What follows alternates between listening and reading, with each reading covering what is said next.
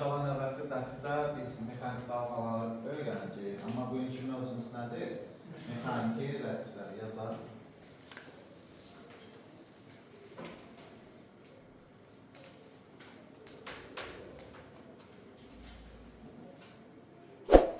Mexaniki nə dedik? Bəs mexaniki rəqslər nə olan bir şeydir? Mexaniki rəqslər eyni trayektoriya üzrə dövrü təkrarlanan bütün hərəkətlərə nə deyirik? Mexaniki rəqs deyirik. Təkrar edək cavab. Eyni trayektoriya üzrə dövrü təkrarlanan bütün hərəkətlərə biz nə deyirik? Mexaniki rəqslər deyirik. Oldu mu? Məsələn, nümunə olaraq toya gedirsiniz, rəqs edirsiniz. Rəqs edəndə dövrü olaraq müəyyən zaman fasilələri ilə eyni hərəkət təkrar edirsinizmi? Əlinizi qaldırırsınız, ayağınızı qaldırırsınız, nə edirsiniz? Formada rəqs. Düzdür, mən elə də rəqs edə bilmirəm, amma dəfələrlə rəqs edəndə eyni hərəkəti təkrar edirsiniz. Buna biz nə deyirik? Mexaniki rəqs deyirik. Məsələn, bir riyazi rəqqas təsəvvür eləyək. Bax, məsələn, mənim qolum riyazi rəqqas. O tərəfə gedir, bu tərəfə qayıdır. Dəfələrlə eyni hərəkət təkrar edilmir? Bəli. Saatın əqrəbi. Dəfələrlə nə edir? Periodik hərəkət edir. Mən nə edir? Rəqs edir. Ürəyin döyüntüsü var. Cüp, cüp, cüp, cüp, cüp, cüp. Nə edir? Döyünür. Elə deyilmi? Okey. Buna biz nə deyirik? Mexaniki rəqs deyirik. Anladıq mı? Mexaniki rəqslər özlüyündə neçə yerə bölünür? 3 yerə bölünür. Birinci nə olacaq uşaqlar? Məcburi rəqslər. Birinci nə oldu? Məcburi rəqslər. Oldu mu? Məcburi rəqsləri daha geniş biz rezonans mövzusunu öyrənəndə danışacağıq. Amma məcburi rəqslər nədir? Dövrü təkrarlanan xarici qüvvələrin təsiri hesabına baş verən rəqslərdir. Təkrar edək. Dövrü təkrarlanan xarici qüvvələrin təsiri hesabına baş verən rəqslərə nə deyirik? Məcburi rəqslər. Baxın, yerləncə, uşaq minir, bir dəfə itələyirsən yerləncəyə, o tərəfə, bu tərəfə gedir, gəlir. Dayanıb, bir də itələyirsən, gedir, gəlir. Yəni, buna biz nə deyirik? Dövrü təkrarlanan qüvvələrin hesabına baş verən nə deyirik? Rəqslər deyirik. Oldu mu? İkinci rəqs isə uşaqlar sərbəst rəqslərdir. Necə rəqslər? Sərbəst rəqslər. Uşaqlar, baxın, məcburi rəqslər ancaq xarici qüvvələrin hesabına baş verir. Elə deyilmi? Baxın, bunlar nə oldu? Xarici qüvvələrin hesabına baş verir. Amma sərbəst rəqslər xarici qüvvələrin təsiri nəzərə alınır. Oldu mu? Baxın, xarici qüvvələrin təsiri nəzərə alınır, amma nəyin hesabına baş verir? Daxili qüvvələrin hesabına baş verən rəqslər. Anladıq mı? Yəni, xaricinin təsiri nəzərə alınır, amma nədir? Daxili qüvvələrin hesabına baş verən rəqslər. Üçüncü isə uşaqlar məxsusi rəqslərdir. Necə? Məxsusi rəqslər. Məxsusi rəqslər nədir? Yadında saxlayaq. Məxsusi rəqslər dedikdə isə xarici qüvvələrin təsiri nəzərə alınmır. Burada xarici qüvvələrin təsiri nədir? Yoxdur. Ancaq nəyin hesabına baş verən rəqslərdir? Daxili qüvvələrin hesabına baş verən rəqslərdir. Gəl bir nümunə deyək. Məsələn, toya geyinib, keçinib, hamımız gedirik də, elə deyilmi? Toya gedirik, mən məsələn rəqs edə bilmirəm, qaçıq olsun toyda. Saysaq, nə bilim, nə, yaxın qohum, tanışım deyə bilmirəm, amma normalda hər toya düşüb rəqs edən biri deyiləm. Təsələn, toya gedirsən, şahlıq evindən ayağı basan kimi, bir mərdim məsəl uzaq qohum gəlir, amandır, yəni sizə də edirlər də, küsərəm və arxandan itəli yaparır, özün istəmirsən. Xarici qüvvədir də, itəli aparır, ortaya düşürsən, əlvi qoldu, yalandan qalıb çıxmaq istəyirsən, bir də görsən, haradasınız, neyini yetiyənə o mərdiməzlər çıxır, aman da hara çıxırsan tezcə. Yəni, ortaya təzən bir də düşüb rəqs edirsən, çıxmaq istəyirsən təzən bir də. Bax, o nədir? Məcburi rəqslər. Anladın? Yəni, xarici qüvvələrin təsiri hesabına var. Sonra, ikinci nədir? Sərbəst. Baxın uşaqlar, toya yenə eyni qaydada gedirsən, ürəyində deyirsən ki, çaş bir nəfər dəvət edəyərdi, rəqs edəyəm. Özünü tanırsan da, elə deyilmi? Özün istəyirsən. Amma xarici qüvvə, yəni o mərdimləzlər, indidə məcbur eləmir. Sənə də heç xahiş edirəm, canım bir yerdə rəqs edir. Elə deyilmi? Neyini uşaqlar? Onun təsiri nəzərə alırsan, amma istək sənin özündəndir. Çünki daxili güvən hesabına baş verir. Bu rəqslərə biz nə deyirik? Sərbəst rəqs. Hə, bəs desələr ki, məxsusi rəqslər nədir? Daxili güvən. Toya da gedirsən, rahat ayaqqabı geyinirsən, sport. Elə deyilmi? Rahat geyinirsən. Deyirsən ki, toya ayağını basandan çıxana qədər rəqs edir. Xaricdən qüvvət təsiri lazım, o mərdi məzar uzaq qohum lazım idim sənə? Xeyr. Artıqdan nəyin hesabına baş verən rəqslərdir? Daxili qüvvələr. İstəyirsən, oynayırsan, rəqs edirsən falan filan. Oldu mu? Buna biz nə deyirik? Məxsusi rəqslər deyirik. Anladıq mı? Problemimiz var mı? Xeyr. Uşaqlar, düz biraz sonra sönən rəqslər haqqında danışacağıq. Ümumiyyətlə, təbiətdə sönməyən heç nə yox. Anladıq mı? Bütün rəqslər necə rəqslərdir? Sönən rəqslərdir. Anladıq mı? Amma bəzən deyirlər ki, sərbəst rəqslər sönməyən rəqslərdir. Digər rəqslər nədir? Sönən rəqslər. O da biraz mübahisəli məsələ. Anladıq mı? Yaxşı. Bəs mexaniki rəqsləri xarakterizə edən fiziki cəmiyyətlər var. Onlar hansılardır? Gəlin ona baxaq. Mexaniki rəqslər xarakterizə edən fiziki cəmiyyətlərə baxaq. Deyək, nə olsun? Rəqsi xarakterizə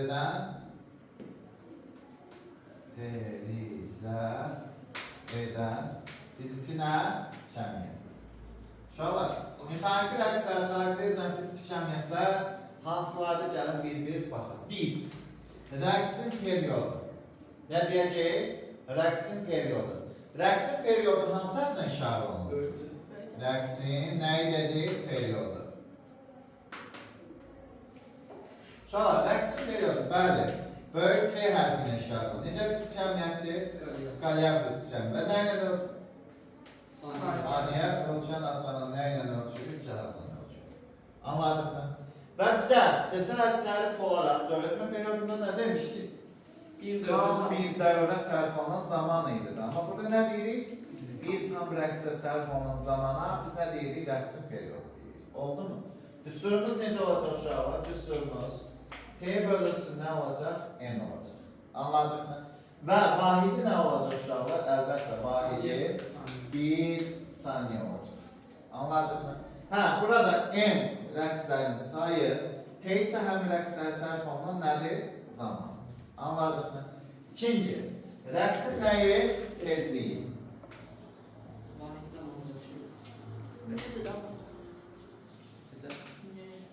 Bəli.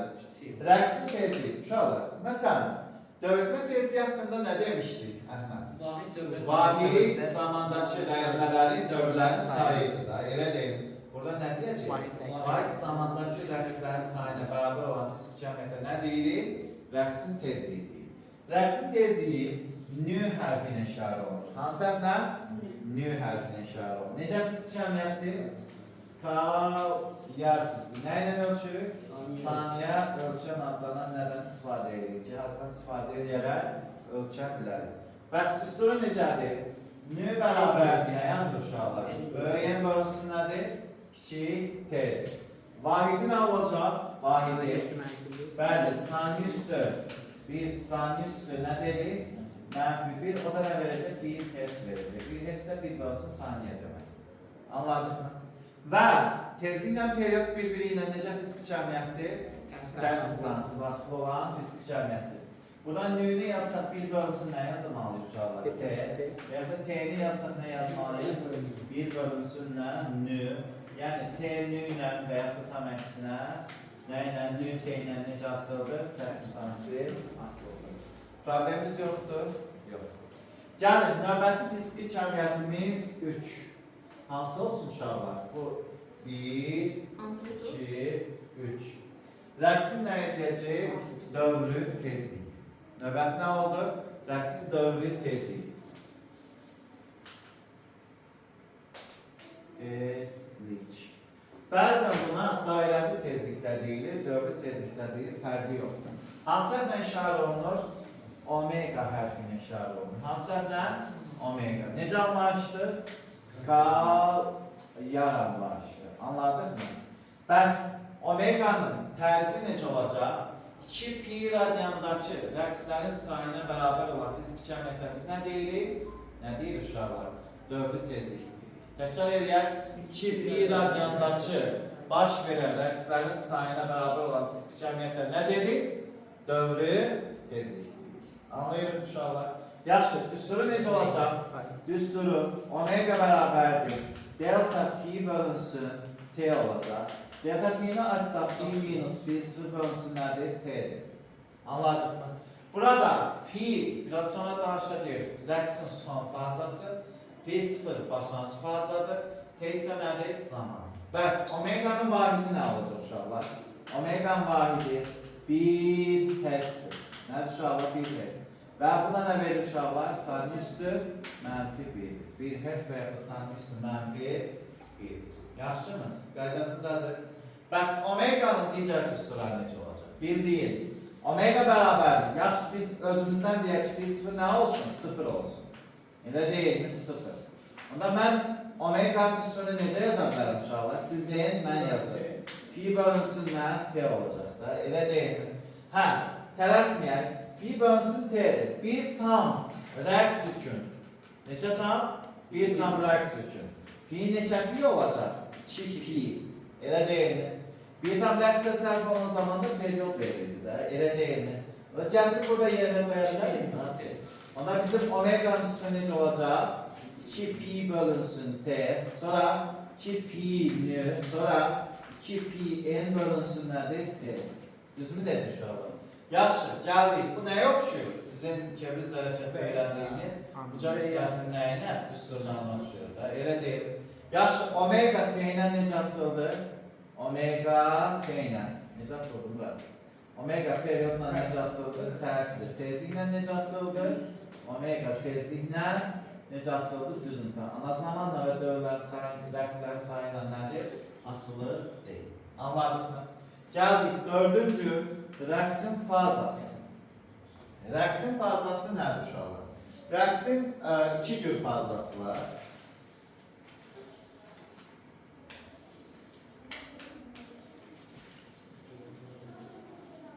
Rəqsin fazası. Rəqsin fazası dedikdə, rəqs edən cismin durduğu yeri təyin edən fiziki cəmiyyətdir. Nəyi dedik?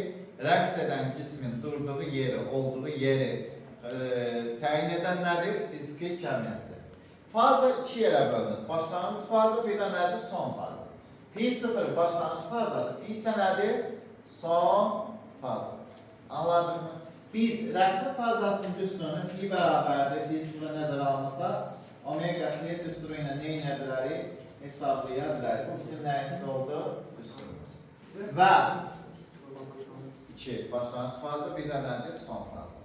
Gəldik 5-ci, rəqsin nəyi? Bəli, amplitudu. Uşaqlar, rəqsin amplitudu hansı hərflə işarə olunur? X, M və ya A hərflə işarə olunur. İndi köhnə kitablarda daha çox A ilə görürük, yeni kitablarda isə nə ilə görürük? X, M görürük. Bəs bu nədir? Rəqs edən cismin təzyiq vəziyyətindən maksimal uzaqlaşdığı nə deyirik? Məsafəyə rəqsin nəyi deyirik uşaqlar? Amplitudu deyirik. Məsələn, deyək ki, bir dənə riyazi rəqqasımız var. Bu normalda belədir də, cisim atmışıq riyazi rəqqasına. Maksimum nə qədər uzaqlaşır? Maksimum bu qədər və ya bu tərəfə maksimum uzaqlaşdığı məsafəyə biz nə deyirik uşaqlar? Rəqsin nəyi? Amplitudu, yəni X-M budur. Yaxşı, qaydasındadır. Çətindir. Çətindir. Düsturu yoxdur da mən. Xeyr, düsturu yoxdur. Yaxşı, problem yoxdursa gəlin davam edək. Gəlin indi bizim öyrənəcəyimiz anlayış harmonik rəqslər.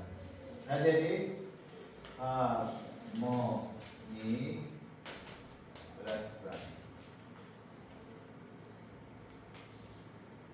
Uşaqlar, harmoniya Yunan mənşəli söz olub.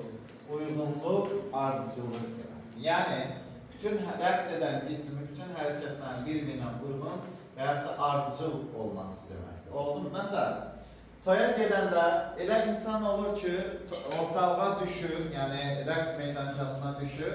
Orada elə rəqs edir ki, deyirsən ki, o çıxmasa daha yaxşı. ritmindən asılı. Çox qəşəng ritmi tuta bilir, çox qəşəng bütün hərəkətləri ard-arda gətirir. Amma tutaq ki, mənim kimi bir ortalığa düşür. Elə deyilmi? Rəqs eləmək üçün. Çünki orada işin alınmır. Hərəkətlər bir-birinə uyğun deyil. Oldu mu? Buna biz harmonik rəqs deyə bilərikmi? Harmoniya var mı mənim elədiyim rəqsdə? Yoxdur. Harmoniya, yəni bütün hərəkətlərin nədir? Ard-arda baş verməsidir, uyğun olmasıdır. Anladın mı? Yaxşı. Bəs tərif olaraq necə deyə bilərik? Harmonik rəqslər dedikdə yer dəyişməklə düz mütənsibası olub və yer dəyişmənin əksi istiqamətlə yönələn qüvvələrin hesabına baş verən rəqslər. Təkrar edək. Yer dəyişməklə düz mütənsibası olub və yer dəyişmənin əksi istiqamətində yönələn qüvvələrin hesabına baş verən nələrdir? Rəqslər. Anladın mı? Yadında saxlayaq uşaqlar. Harmonik rəqslərdə hansı fiziki cəmiyyətlər həmişə sabitdir, hansı fiziki cəmiyyətlər həmişə dəyişir. Yəni zamana görə. Yadında saxlayaq. Baxın, rəqsin tezliyi, periodu, rəqsin nə dedik? Tezliyi, periodu, dövrün tezliyi, oldu mu? Rəqsin tam enerjisi, sonra bir də nə dedik uşaqlar? Rəqsin nə deyə bilərik? Tam enerjisi və s. Bunlar nədir? Dəyişir. Bu dörtlük var ha.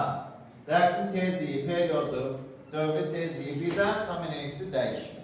Anladın mı? Bəs dəyişənlər hansılardır? Zamana görə. Həmişə zamana görə sinus və ya kosinus qanunu ilə dəyişir. Hansı qanunla dəyişdirmə? Sinus və ya kosinus qanunu ilə dəyişir. Hansılardır? Rəqsin koordinatı x-dən işarə olunur da, elə deyil mi? Sonra və ya yer dəyişməsi də deyirik bəzən. Sonra rəqsin sürəti, rəqsin təcili, rəqsin impulsu, rəqsin qüvvəsi. Anladın? Yəni rəqs edən cismə təsir edən qüvvə. Sonra rəqsin kinetik enerjisi, bir də rəqsin nəyi? Potensial enerjisi. Bax, bunlar zamana görə neçə oldu? 1, 2, 3, 4, 5, 6, 7. 7 dənə fiziki cəmiyyət zamana görə nə edəcək? Dəyişəcək. Hansı qanunlar? Sinus və ya kosinus qanunu. Amma 4 fiziki cəmiyyətdir ki, harmonik rəqsləri heç vaxt zamana görə dəyişir. Anladın mı? Omega bir də y tam. Oldu. Yaxşı, problemimiz yoxdur? Yox. Gəl indi yavaş-yavaş birincidən başlayaq, sonuncuya qədər gedək. Hansı qanunla dəyişir dedik? Sinus və ya kosinus qanunu ilə dəyişir. Elə deyil. Birinci başlayaq nədən? Rəqsin koordinatından. Elə deyil. Rəqsin koordinatı həm sinus qanunu üçün yazaq, həm də kosinus. Əslində ikisindən biri ilə gedə bilər. Oldu. Baxın. X bərabərdir. Xm nə? Sinus omega t. Niyə biz F0 yazmadıq? Zaten testlərdə də F0 o qədər çox önəmli deyil. Normalda F0 plus omega t yazmalıyıq. Amma nədir? F0'ı nəzərə almalıyıq. Gəldik. X bərabər Xm sinus omega t. Oldu. Gəldik, bəs X'in kosinusla dəyişsə nə olacaq? Xm kosinusla omega t. Bəs biz sinusoid və ya kosinusoid dəyişsini öyrənmişik də riyaziyyatda. Elə deyil, öyrənmişsiniz sinus kosinusu. Öyrənmişik. Sinusoid dəyişsi necə idi? X'in nədən asıllığı? Sin t'dən. Haradadır? Sinus ofis üçün başlanmış nəyə bərabər? Sıfıra bərabər idi də. Elə deyilmi? Sinusoid dəyişsi X'in nədən asıllığı t'dən. Necə olacaq qrafikimiz? Belə bir qrafikdir. Elə deyil. Bax, bura biz nə deyəcək uşaqlar? Xm. Bura nə deyəcək? Mənfi nə? Xm. Anladıq mı? Problem var mı? Nasıl? Deyil. Gəldik, bəs kosinus üçün onun eyni şey yazsaq necə olacaq? Kosinus üçün eyni şey yazsaq. X nədən asıllığı? T'dən asıllığı. Baxın uşaqlar. Başlanğıc amplitutumuz var da kosinusda. Elə deyilmi? Qrafiklərlə başlayacaq. Burada. Elə deyilmi? Bura biz nə deyəcək? Xm. Burada nə deyir uşaqlar? Mənfi nə? Xm deyəcək. Anlayırıq mı? Çətin mi? Deyil. Gəldik. Bu nədir? Koordinat üçün deyəcəklər bizə. Koordinat rəqsi və ya rəqsin koordinatı. Oldu. İkinci, gəlin uşaqlar rəqsin sürəti və ya sürət rəqslərdə deyə bilərik. Baxın, rəqsin sürəti dedikdə, yanımıza gəlsə demişdik ki, rəqsin sürəti, yəni Vx bərabər, x-in zamana görə nəyinə bərabərdir? Birinci tərtib törəməsinə bərabər. Deməli, mən koordinat rəqslərlə, sürət rəqslərlə keçmək üçün zamana görə nə etməliyəm? Törəmə almalıyım. Anladıq, gəlin törəmə alaq. Bundan törəmə alsam, bax, x bərabərdir, ki verin, x-əm mürəkkəb törəmədir, o hara qayıdacaq, qabağa çəkəcək. O keçsən, sən nə verəcək? X-əm omega, sinusun törəməsi nə verir? Kosinus omega t verəcək. Anladıq mı? Baxırıq, burada omeganı x-əmə vursaq, Vm verəcək. Yəni, sürətin amplitud qiyməti. İndi biz nə deyəcəyik? Onu Vx eləyək. Onda Vx nəyə bərabər olacaq uşaqlar? Vm kosinus nə? Omega t. Anladıq mı? Gəlin, eyni şeyi bura üçün deyək. Törəmə alsam, mənə Vx bərabərdir. Buna hara atmalıyam? Qabağa atmalıyam da. Elə deyil deməli, Vx bərabərdir. Qabağa atsaq nə verəcək uşaqlar? Xm, omega nasıl? Omega vurulsun. Kosinus törəməsi nə verir? Mənfi sinus. Mənfi sinus nə deyirik? Omega t deyirik. Elə deyil. Yaxşı, bu qarşıda mənfi dura bilərmi? Mənfi dura bilməz. O mənfini yox eləməkdən ötürü sinus artı funksiyaya nə gətirmək lazımdır? Nə gətirmək lazımdır? Pi bölünsü 2 gətirmək lazımdır. Elə deyilmi? Yaxşı, bəs birinci rübdə sinus adını dəyişirmi? Birinci rübdə sinus adını dəyişmir də, elə deyilmi? Onda mən nə yazacağım bura? Vx bərabərdir, bax belə bir şey olacaq. Omega x'e sinus nə? Omega t plus nə? Pi bölünsün necə? 2. Düzmü dedik uşaqlar? Əla. Baxırıq, buradan da Vm, Vx bərabərdir. Omega x'in yerinə Vm yaza bilərik. Elə deyil. Vm nəyə olacaq uşaqlar? Sinus omega t plus nə? Pi bölünsün 2 olacaq. Düzmü dedik? Düzdür. Mən baxıram, diqqətlə baxsam. Baxırıq uşaqlar. Bizim sürət rəqsləri, koordinat rəqslərini nə qədər qabaqladı? Sürət rəqsləri, koordinat rəqsləri nə qədər qabaqladı? Pi bölünsün nə qədər? 2 qədər qabaqladı. Anladıq mı? Yaxşı, qrafiklərini qursaq. Qrafiklərini qursaq, nədən asılıdır? Vx'in t'dən asılıdır. T'dən asılıdır. Qrafikin necə olacaq uşaqlar? Fikir verin, hansı qanunla dəyişdir? Kosinus. Fikir verin, pi bölünsün 2 qədər qabaqlayıb x-ə bu hissəli neynəyəcək? Siləcək. Oldu, silsək qrafik marqdan başlayacaq. Oldu. Bura mən nə deyəcəm? Vm nöqtəsi. Aşağıya nə deyəcəm? Mənfi Vm nöqtəsi deyəcəm. Anladın? Gəldik bu hissəyə. Bu hissəyə. Bax, Vx-i nədən asılır? T'dən asılır. Baxırıq, hansı qanunla dəyişdi? Sinus qanunu ilə dəyişdi. Elə deyim, nə qədər qabaqladı? Pi bölünsün 2 qədər. Bu hissəni neynəyəcək? Bax, bu hissəni neynəmək lazımdır? Qabaqlayıb deyəndə silmək lazım. Anladın? Sildik. Sildiksə qrafikimiz zaten başlayacaq. Burada. Deyəcəksiniz, axı mən burada müsbətdir. Elə deyil. Qrafik bura əsasən çıxır. Bax, mənfi görürsünüz. Elə deyil. Sən bura gətirdin bunu. Sinusun özü müsbət edir, amma qrafikin axı mənfisini görmürük. Elə deyil, mənfisi itmir orada. Anladın? Problemimiz yoxdur. Murat var, problem. Pardon. Murat, yenə deyirəm, bu mövzu ümumi kosinus sinuslar da varsa qarşılıq. Hətta 10-cu siniflər üçün bu tam qarşılıq olur. Anladın? Deyəcəksiniz, müəllim qarşılıq olursa niyə öyrədirsiniz bunu? Mən onu öyrətməyə məcburam. İndi bunun haqqında anlayış verilməsən, sabah sən testləri işləyəndə deyəcəksin, amma kosinus verməmişsiniz, kosinus artacaq. Elə deyil. Yəni məcburuq bunu deməyə. Bir dəfəyə başa düşəcəksən mi? Yox, zaten səndən %100 başa düşmən boşlar. Yəni gözləmir. Oldu. Sən heç olmayan bir 50-60% başa düş ki, qalan 1% mən üzərinə gəlir. Anladın mı nə demək istədim? Yaxşı, qaydasında mı? Qaydasındadır Əhməd. Yaxşı. Yaxşı, davam eləyək. Sonra, bura kimi qaydası törəmə də var burada. Törəmə falan anlayışları biraz çətindir. Ümumi, mən düsturu yazıb, baxmışam, bu belədir deyib gedə də bilmirəm. Özünüz bilirsiniz, mən altından görürsünüzdən çıxmağı daha çox hoşlayıram. Nəinki belə, ümumi səhti nəyəsə öyrənməyək. Tamam mı? Necə çıxdı bildik sadə bir şeydir. Çətin gələklər zamanla düzələcək. Oldu. Yaxşı. Gəldik. Yuxarıda VM yazmışdıq da. VM nə idi? Omega XM idi də. Elə deyilmi? Yazıram. Omega XM. Omega nə idi? Harasa yazmışdım. 2 pi bölünsün T deyilmi? Yazırıq. 2 pi bölünsün T. Vurulsun nə? XM. Sonra nə yazırıq? 2 pi nü değil. 2 pi nü XM. Sonra ne yazılır? 2 pi n. Sonra ne yazılır uşaqlar? Bölünsün T. Vurulsun XM. Anladık mı?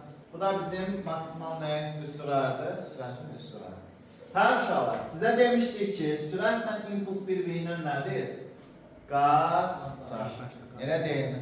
Biz sürətin düsturarını bir də M-ə vursaq impulsun nəyi olacaq? Düsturarı olacaq. Onda mən deyə bilərəmmi? P-M-in də düsturarı həm də bu düsturarı bir-bir M-ə vurar. Nə olacaq uşaqlar? P-M bərabər M omega XM. Sonra 2 pi m bölünsün nə? T vurulsun XM. Sonra nə olacaq uşaqlar? 2 pi n XM vurulsun nə? M və s. Sonuncunu da yazaq. Deməli 2 pi n vurulsun nə? M bölünsün nə? T vurulsun XM düstur ilə nə edə bilərik? Hesablaya bilərik. Oldu mu?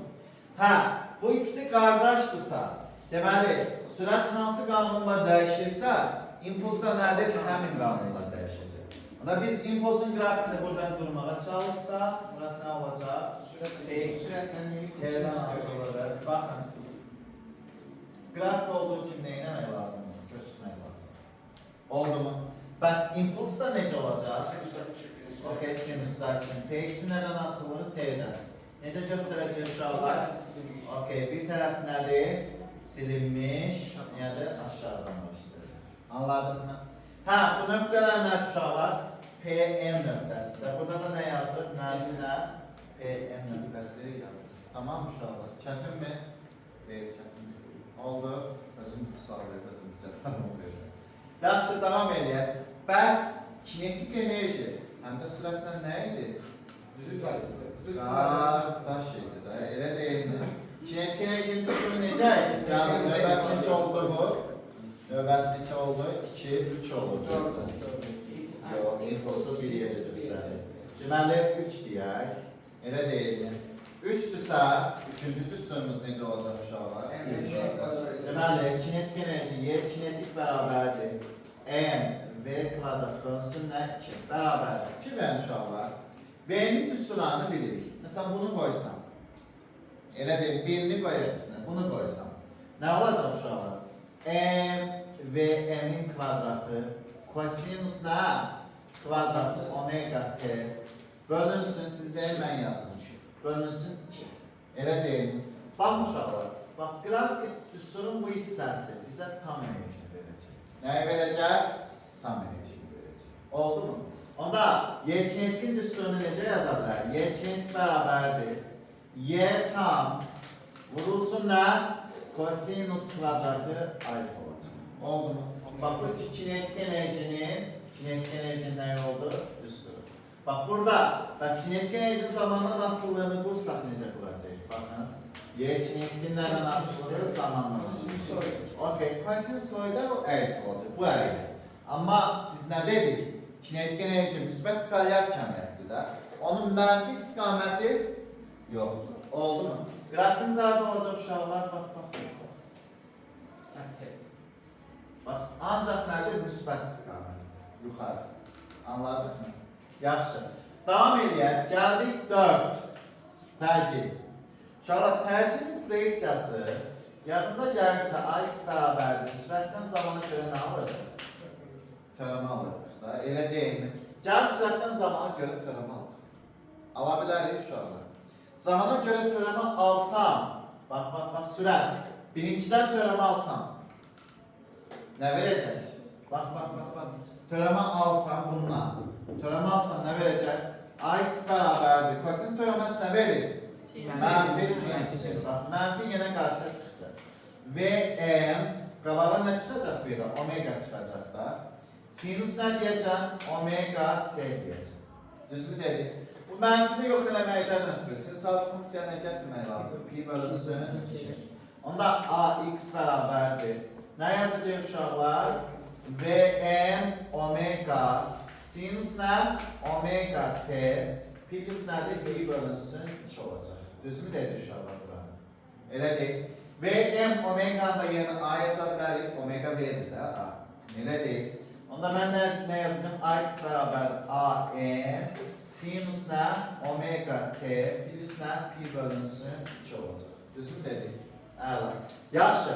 Təcil rəqsləri, sürət rəqsləri nə qədər qabaqladı? Bax, haradaydı? Omega t pi bölünsün 2. Amma koordinat rəqsləri nə qədər qabaqlayacaq? Bax, sürət koordinat pi bölünsün 2 qədər qabaqladı. Elə deyil mi?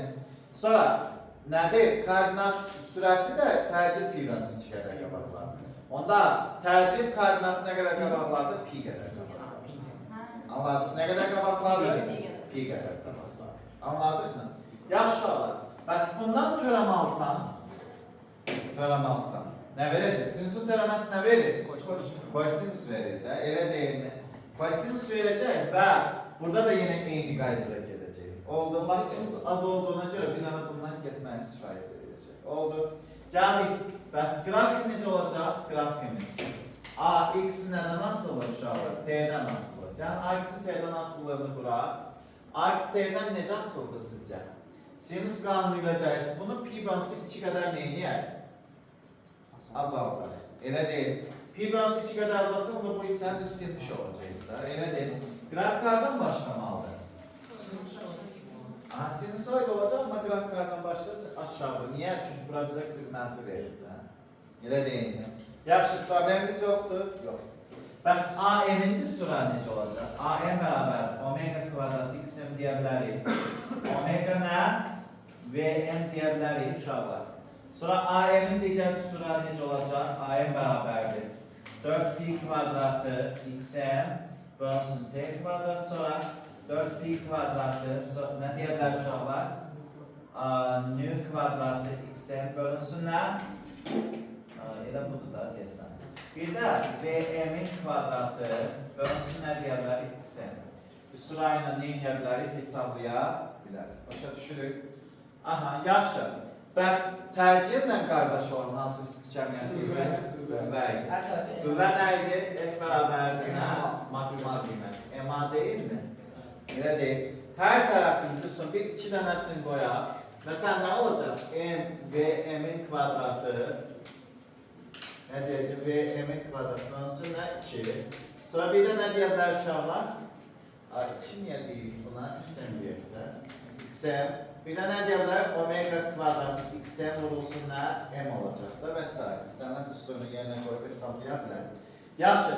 Təcilin qrafiki nədirsə, qüvvənin də qrafiki nə olacaq? Eyni olacaq. Onda bizim qrafikimizi qursa, aha, yenə. Necə olacaq uşaqlar? F-in nədən asıllığı? Nədən asıllığı dedik? T'dən asıllığı. Necə oldu? Sinusoid. Sıfırdan başlayaraq nədir? Belə bir qrafik oldu. Burada nə demişdi uşaqlar? Fm. Burada nə olacaq? Mənfi Fm olacaq. Burada da yazmadır. AM olacaq da. AM. Burada nə deyəcək? Mənfi nə? AM olacaq. Anladıq? Maksimal qiymət. Problemimiz yoxdur? Yox. Gəldik. Növbət neçənci oldu? 5. 5-ci hansıdır uşaqlar? Yox. 5 qüvvə ilə təcil bir yerdir. İmpulsan sürəti qüvvə ilə təcil. Kinetik enerjini dedik. Bax, bunların hamısını dedik. Elə deyil, bunu da dedik. Bir dənə nə qaldı? Potensial qaldı. Elə deyil. Yaxşı. Potensialı biz necə göstərə bilərik? Aha. Potensialı biz göstərə bilərik. Y potensial bərabərdir. Baxın, nə idi düsturumuz? Düsturumuz kx kvadrat bölünsün 2 deyil mi? Okay, ondan gedək. Gəlin, kx kvadratı bölünsün nə yazsam? X'in yeni ifadələrini qoyaq. Hansısa birini qoyaq. Deyək ki, hansını? Bunu qoyaq. Elə deyil mi? Qoysam nə verəcək uşaqlar? Sinus kvadratı, baxın, k vurulsun xm'in kvadratı bölünsün 2 vurulsun. Sinus kvadratına omega t olacaq da. Elə deyil mi? Düzmü dedik? Okay, onda y potensial bərabər nə yaza bilər uşaqlar? Bunun yerinə y tapacaqları Onda y tam la sinüs kvadratı omega t olacak. Düz mü dedik? Əla. Bunda bəs potensial enerjinin zamanla nasıllığı necə olacaq? Y potensialın zamanla nasıllığı sinüs grafikidir da, elə deyil. Aha, grafikin harada olacaq? Telefondan harada? Anladıq mı şu anda? Çətin.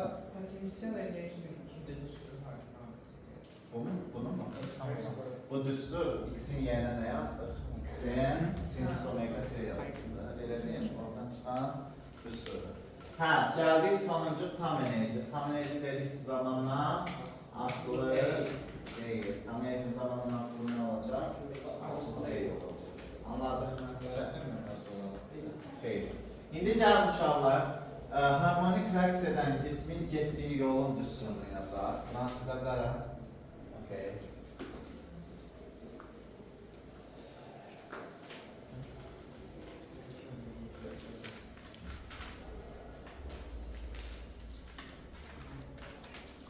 Yaxşı. Harmonik rəqs bir tam dövr edirsə, nə olacaq uşaqlar? Baxın, gedilən yol gedilən, yəni harmonik rəqs edən qismin getdiyi yolumuzdur. Getdiyi yol bir tam dövr edirsə, S bərabər olacaq nəyə uşaqlar? Sizə bir tam dövr edirsə. Amplitudun 4 misinə bərabər olacaq. 4 x'in olacaq. Bax, bir tam dövr üçün nəyə bərabər oldu? Amplitudun 4 misinə bərabər olacaq. Oldu mu? Neyini? Gözləsinlər gəldi. Yaxşı. Bəs n tam dövr edirsə, onda gedən yolun üstü necə olacaq? N vurulsun nə? 4xm olacaq. Düz mü dedik? Gözünü çək. Zəhmən 5 dəqiqə.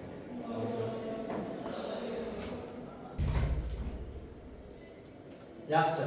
N vurulsun 4 nə oldu? Xm oldu. Düz mü dedik? N'in düsturu necə idi? N bərabərdir, nə yazmışdı uşaqlar? Kiçik t bölünsün böyük t deyildi mi? Elə deyil. Həm də nə idi düsturumuz? Nü t idi də. Elə deyil. O da bizim düsturumuz necə olacaq? Bax, bu n'in yerinə həmin ifadələri yazdı.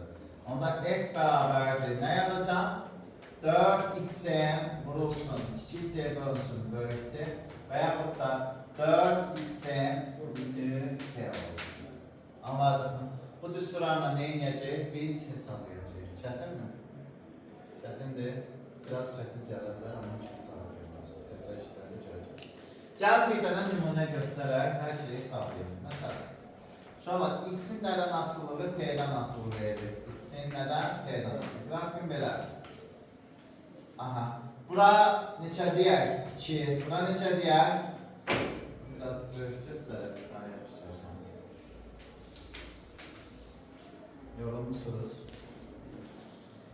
Ne dersiniz? Azerbaycan gibi. Anlarınızı dersiniz biraz gözlüyor. Ha, böyle gösterdik. Kimi? Böyle bir grafik verilir. Bura 10. Bura neçə olacaq? Mənfi 10 olacaq. Bura 2'dir. Bura 4'dür. Bura 6'dır. Bura neçə? 8. Bura 10. Bura neçə olacaq? 12 və s. Oldu mu? 1. Rəqsin amplitudu. Rəqsin amplitudu. Burada nə durursa odur. Bak, x'in t'dən asıllı qrafikdə. Burada duran nədir? Rəqsin amplitudu. Anladıq mı? Nə olacaq uşaqlar? X'in bərabərdir. Neçə metr? 10 metr. 2. Rəqsin periodu. Okey, bak. 4 tane amplitud. 4 amplitud demişti bir periyot deyirlər. Buradan bura 1. Buradan bura 2. Buradan bura 3. Buradan bura nədir? 4. Bak. Burada bize bir periyot bitti deməli rəqsin periyodu nə qədər imiş? 8 saniyeymiş. Anladın? 3. Rəqsin tezliği. Tezlik periyodu neyine bərabərdir? Tərsinə bərabərdir. Nə olacaq uşaqlar? Nü bərabərdir. 1 bölünsün 8. Bu da nədir? 0,125 Hz olur. Düzmü dedik? Aha, devam eləyək. Gəldik. 4. 4 nə olacaq uşaqlar? Devam eləyək. Rəqsin dövrü tezliyi. Omegası. Omeganı necə hesablaya bilərik? 2 pi bölünsün t deyil. Yerinə qoyaq. 2 vurulsun 3. Bölünsün diye de neçədirsə, bunlar gelince 0'dan 100'den neçə? 75. 4. 4 yoksa 5. Rəqsin nəyi? Rəqs edən cismin sürəti. Yəni amplitud qiymət. V'ye beraber omega xm deyildi mi? Omega neçə tapdıq bunlar? 1'dan 100'də, daha da 0'dan 100'də 75. Bəs xm nə qədərdir? 10'dur. Vurdum neçələr uşaqlar? 7,5 metr bölünsündən saniyə. Aha, və sonuncu neçə deyək buna? 6. Rəqs edən cismin tutaq ki, özümüzdən ataq 12 saniyədə getdiyi yol. Nəyi tapaq? 12 saniyədə getdiyi yol. Hə, düsturu nə ilə hesablayacağıq? Periyodla gedək. Elə deyil, onda düsturumuz necə olacaq? S bərabər 4 plus x'min yerinə neçə qoyacaq? 10. Bizim kiçik terimiz necədir? 12. Periyodumuz 8 deyildi. Düzmü dedik? İndi bax, ixtisar gedəcək. 8-dən bu 6, bizə neçə metr olacaq? 60 metr. Deməli, 12 saniyədə neçə metr yol gedir? 60 metr yol gedir. Oldu mu? Heç sən uşaqlar. Mövzu yenə də deyirəm, kifayət qədər sizin evdə pişib qonşudan gəlməyən qızıdır. Həqiqətən nisbətən çətindir. Hə, çətinliyi hardadır? Qrafik çoxdur. İndi mən çatdırıb bir qrafikdən digərinə keçidi deyə bilmədim. Uşaqlar növbəsi deyəcəm.